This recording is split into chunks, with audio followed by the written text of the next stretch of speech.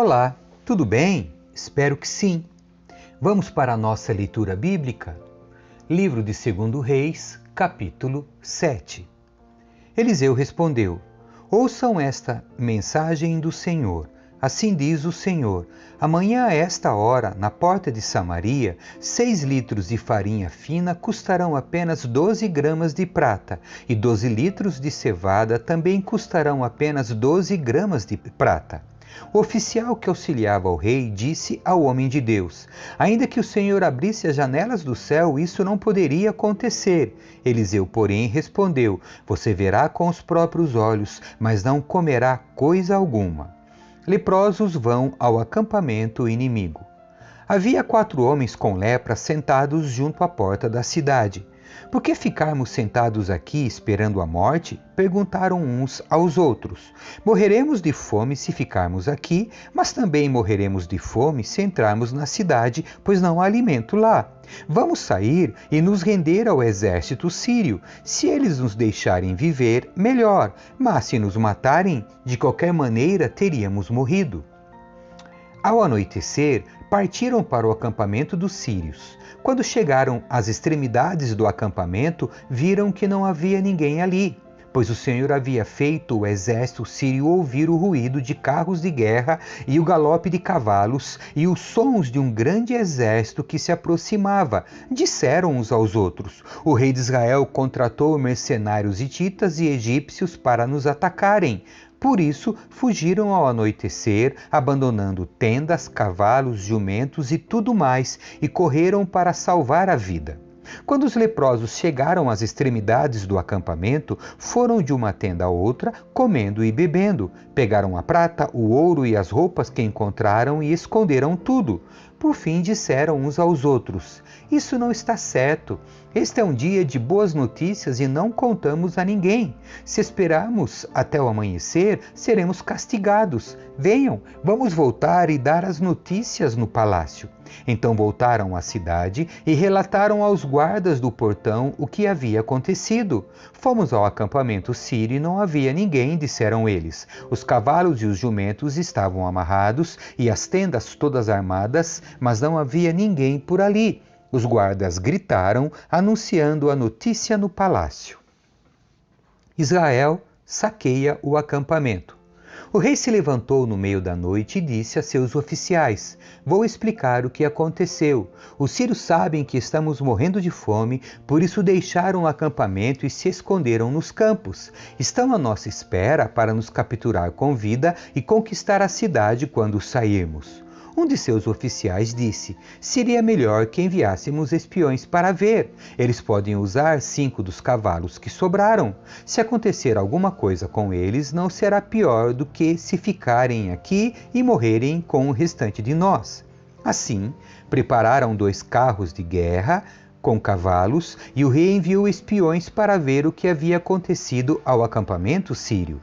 Foram até o rio Jordão, seguindo o rastro de roupas e equipamentos que os sírios tinham abandonado em sua fuga desesperada.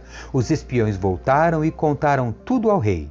Então o povo correu e saqueou o acampamento sírio, e de fato naquele dia 6 litros de farinha fina foram vendidos por apenas 12 gramas de prata, e 12 litros de cevada também foram vendidos por apenas 12 gramas de prata, como o Senhor tinha dito.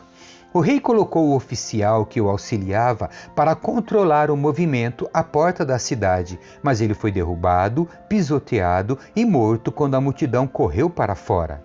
Tudo aconteceu, portanto, conforme o homem de Deus tinha dito quando o rei foi à sua casa.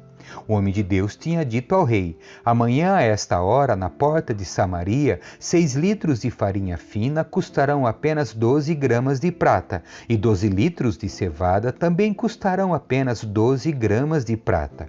O oficial do rei havia respondido: ainda que o Senhor abrisse as janelas do céu, isso não poderia acontecer. E o homem de Deus tinha dito: você verá com os próprios olhos, mas não comerá coisa alguma. E assim aconteceu, pois ele foi pisoteado pelo povo à porta da cidade e morreu. Capítulo 8. A mulher de Sunem volta para casa. Eliseu tinha dito à mulher cujo filho ele havia ressuscitado: reúna sua família e mude-se para outro lugar, pois o Senhor proclamou sobre a terra de Israel uma fome que durará 7 anos.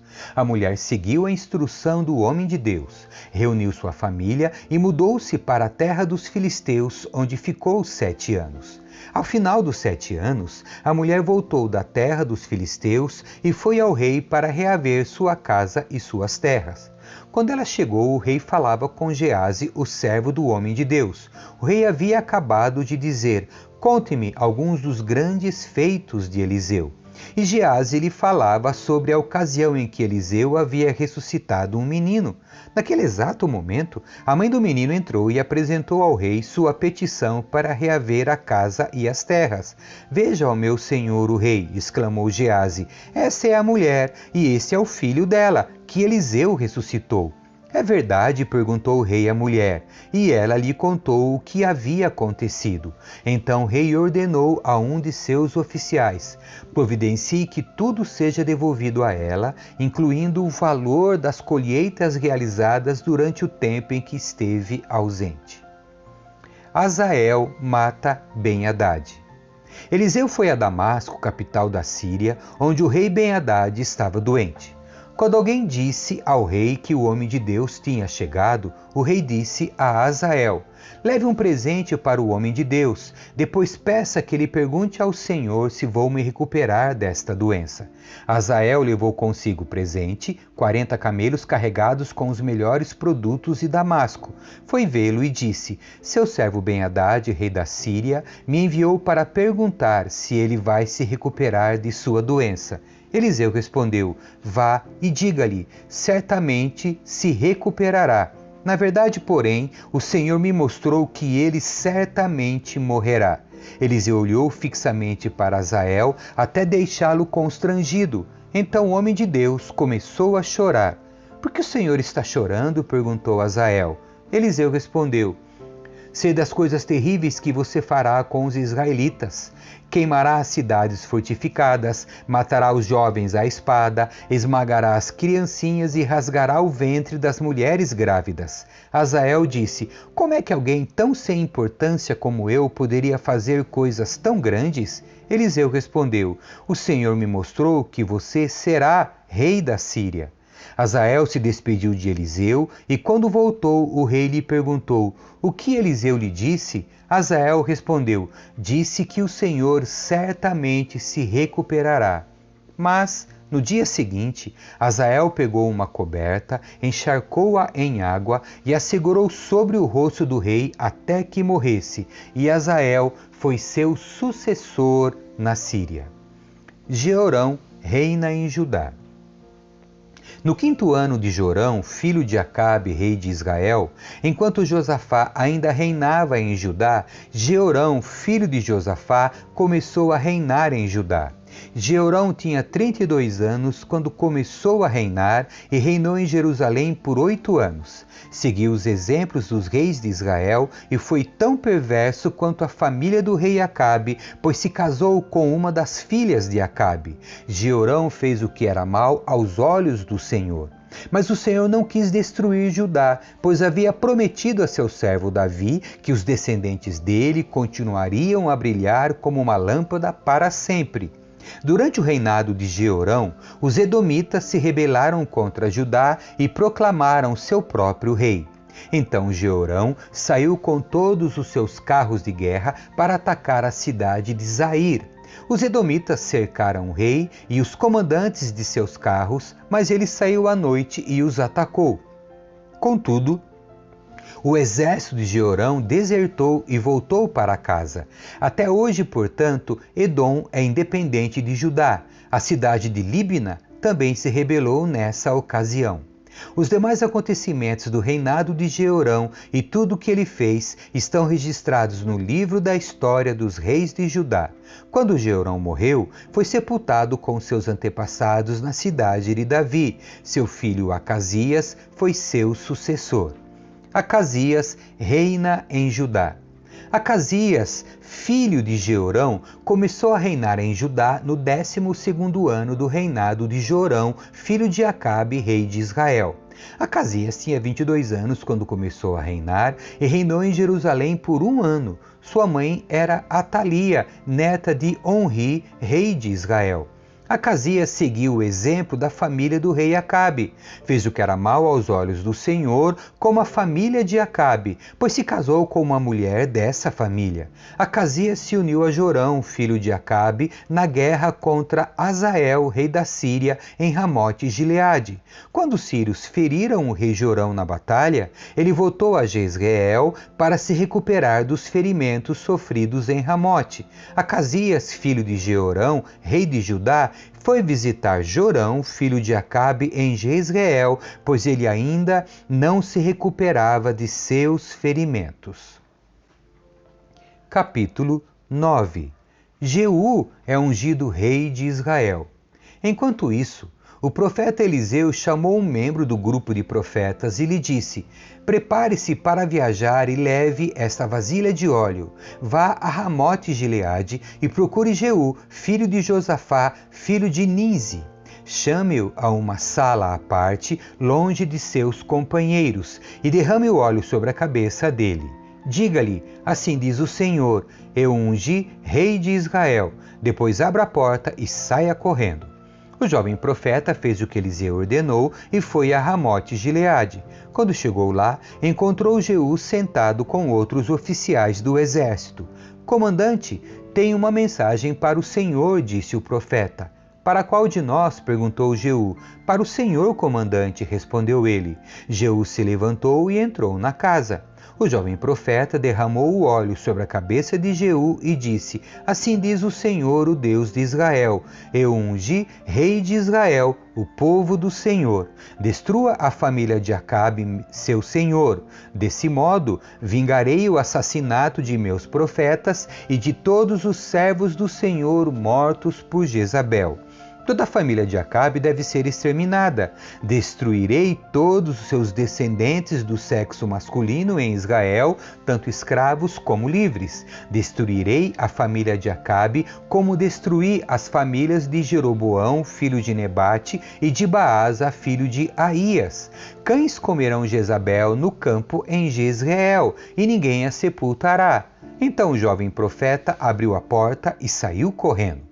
Jeú voltou aos outros oficiais do rei e um deles lhe perguntou: o que esse louco queria? Está tudo bem? Vocês conhecem gente desse tipo e as coisas que eles dizem, respondeu Jeú. Você está escondendo algo? Disseram. Conte-nos o que ele disse. Então Jeú lhes contou. Ele me disse: assim diz o Senhor, eu o ungi rei de Israel. No mesmo instante, eles estenderam suas capas sobre os degraus para Jeú passar, tocaram as trombetas e gritaram: Jeú é rei. Jeú mata Jorão e Acasias. Assim, Jeú, filho de Josafá, filho de Ninsi, liderou uma conspiração contra o rei Jorão. O rei Jorão havia estado com o exército em Ramote-Gileade, onde defendeu Israel do exército de Azael, rei da Síria.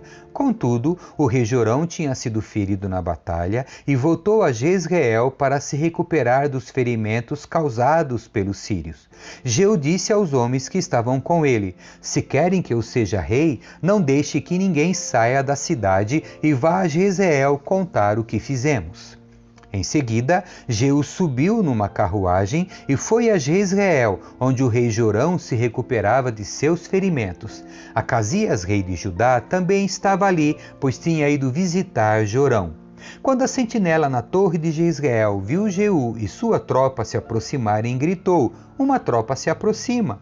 O rei Jorão ordenou: envie um cavaleiro para perguntar se eles vêm em paz. O cavaleiro foi ao encontro de Jeú e disse: o rei quer saber se vocês vêm em paz. Jeú respondeu: o que lhe interessa a paz? Junte-se a nós. A sentinela informou: o mensageiro se encontrou com eles, mas não está voltando. Então o rei enviou outro cavaleiro.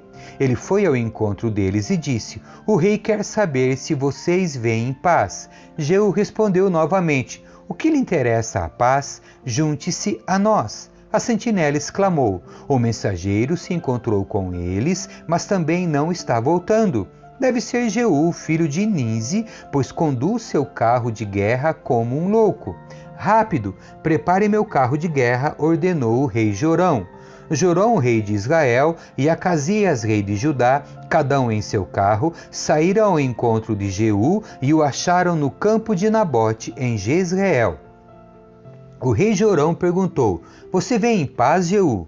Jeú respondeu: Como pode haver paz enquanto estamos cercados de idolatria e da feitiçaria de sua mãe Jezabel? Então o rei Jorão deu meia volta com seus cavalos e fugiu, gritando para o rei Acasias: Traição, Acasias! Jeú disparou seu arco com toda a força e atingiu Jorão entre os ombros. A flecha atravessou seu coração e ele caiu morto dentro do carro de guerra. Jeú disse a Bidkar, seu oficial: Jogue-o no campo que pertencia a Nabote de Jezreel. Lembra-se de quando você e eu acompanhávamos a cavalo o pai dele, Acabe? O Senhor pronunciou essa mensagem contra ele. Assim diz o Senhor: onde vi o assassinato de Nabote e seus filhos, juro solenemente que o farei pagar por ele neste campo. Portanto, jogue-o na propriedade de Nabote, como o Senhor disse. Quando Acasias, rei de Judá, viu o que estava acontecendo, fugiu pela estrada para Bet-Agã.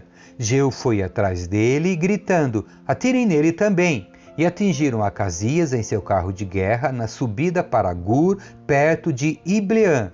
Ele conseguiu ir até Megido, mas morreu ali.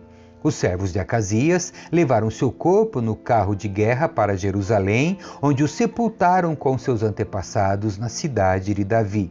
Acasias havia começado a reinar em Judá no 11º ano do reinado de Jorão, filho de Acabe. A morte de Jezabel. Quando Jezabel soube que Jeú tinha chegado a Jezreel, pintou os olhos, arrumou os cabelos e sentou-se em frente a uma janela.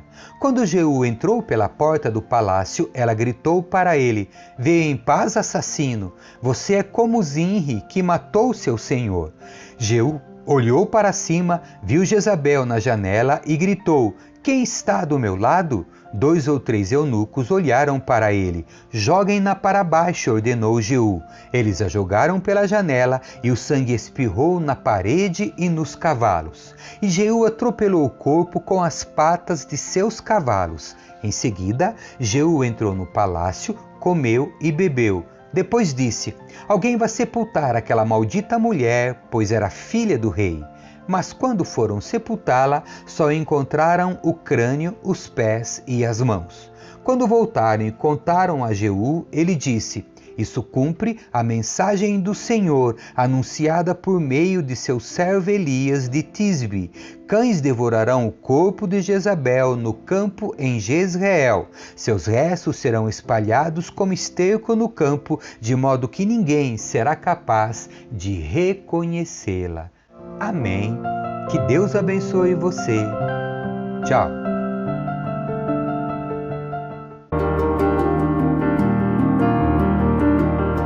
Escrevi o primeiro livro, ó Teófilo, relatando todas as coisas que Jesus fez e ensinou,